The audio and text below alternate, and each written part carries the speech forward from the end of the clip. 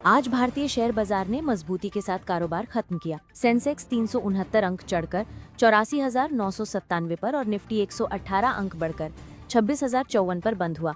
Banking, metal और mid cap शेयरों में जबरदस्त खरीदारी देखने को मिली। निफ्टी मेटल इंडेक्स लगातार छठे दिन रिकॉर्ड हाई पर बंद हुआ। मेटल सेक्टर में ग्लोबल डिमांड और कमोडिटी प्राइस में स्थिरता ने शानदार सपोर्ट दिया, जिससे एनएमडीसी और सेल जैसे स्टॉक्स में बढ़िया तेजी देखने को मिली। एमएन फाइनेंस के शेयर 7% तक उछले क्योंकि कंपनी के तिमाही नतीजे काफी मजबूत रहे और ब्रोकरेज हाउस की रिपोर्ट्स ने इसे सपोर्ट किया।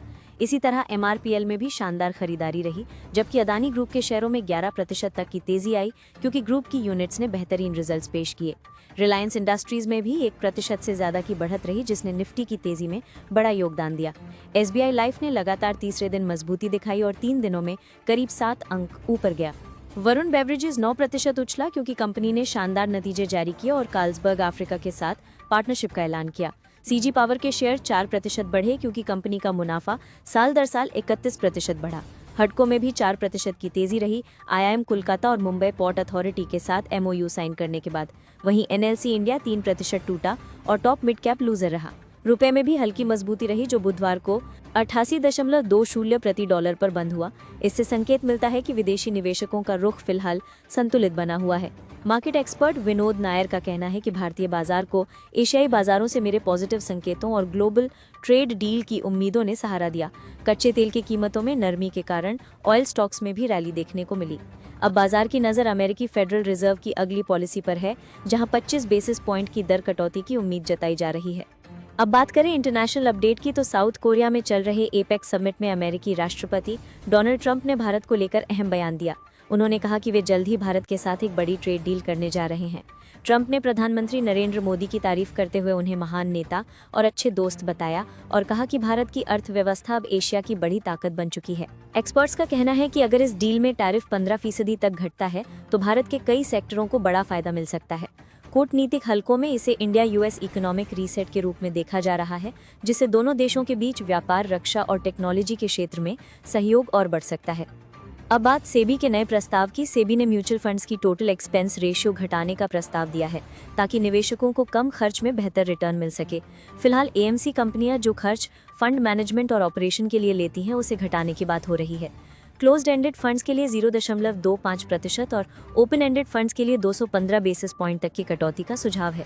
सेबी ने ब्रोकरेज फीस पर भी सख्ती की है।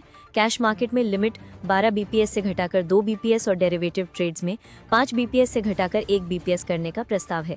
इससे निवेशकों को फायदा तो मिलेगा, लेकिन एएमसी और ब्रोकरेज कंपनियों की कमाई पर असर पड़ सकता है।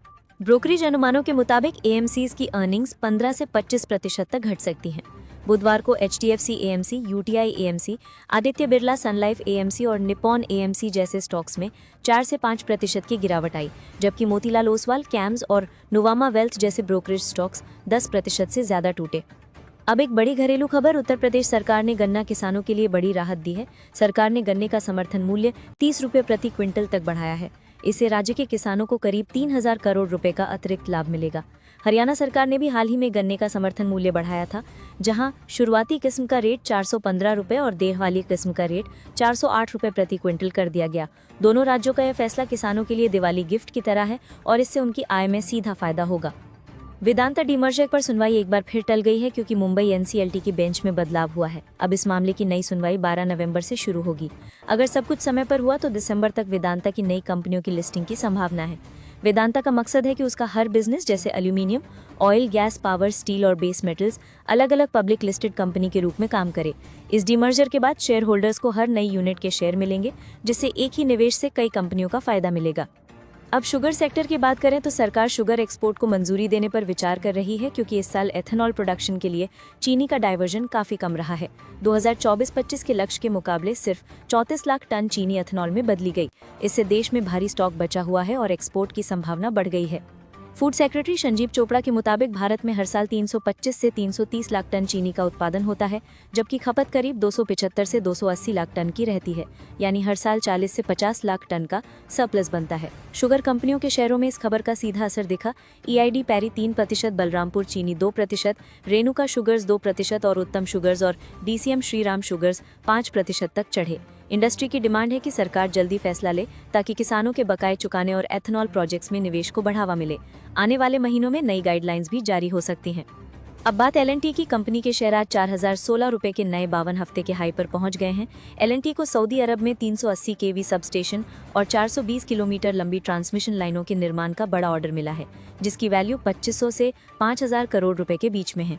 JM फाइनेंस के मुताबिक L&T ने वित्त वर्ष 2026 की पहली छमाही में ही 2 लाख करोड़ के ऑर्डर हासिल कर लिए हैं और अब कुवैत में 43,000 करोड़ के प्रोजेक्ट्स पर नजर है। फिलहाल कंपनी की कुल ऑर्डर बुक 6 लाख करोड़ के पार पहुंच चुकी है, जो आने वाले महीनों में उसके शेयरों के लिए मजबूत संकेत देता है।